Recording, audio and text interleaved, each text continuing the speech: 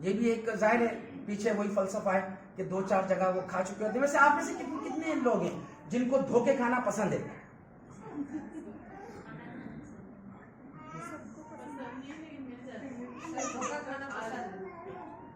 अम्मियां बैठी हैं ज्यादातर, बच्चों को यही कहती होंगी बेटा धोखे खाया करो, धोखे खाया करो। और यहाँ कैसे नहीं, हमें धोखे खाना पसंद नहीं है। सिर्फ 2-4 लोगों ने सच बोला कि हमें धोखे खाना पसंद है। ठीक है, धोखे जरूर चीजें खानी चाहिए, लेकिन धोखे खाना जाहिर है कोई भी पसंद नहीं करता। और जाहिर है ये जो एतराज आता है तो इसकी वजह भी यही हो रही होती है कि पीछे किसी कंपनी से वो डस खाए हुए होते हैं, तो आप उनसे आप ये बिल्कुल कह सकते हैं कि बिल्कुल आप सही कह रहे हैं।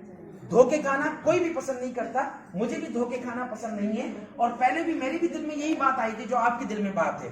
लेकिन जब मैंने ओरिफ्लेम के बिजनेस को देखा, जब मैंने 1 से 2 मीटिंग अटेंड की, जब मैंने 2 से 4 प्रेजेंटेशन अटेंड की, जब मैं 2-4 लोगों से मिला और उसके बाद मैंने इनकी वेबसाइट देखी, तब मुझे समझ में आ गया कि नहीं, ओरिफ्लेम एक डिफरेंट कंपनी है। ठीक है, और इसमें एग्जांपल आप उनको दे सकते हैं कि देखिए ये बताइए कि आप किसी रेस्टोरेंट में खाना खाने गए और वहां का खाना आपको अच्छा नहीं लगा, तो क्या करते हैं? आप खाना ही छोड़ देते हैं। क्या करते हैं? आप रेस्टोरेंट चेंज करते हैं। आपको कपड़े का कोई ब्रांड अच्छा लगा, आपने वो पहने कपड़े, आपको वो पसंद नहीं आए, क्या करते हैं? कपड़े पहनना छोड़ देते हैं।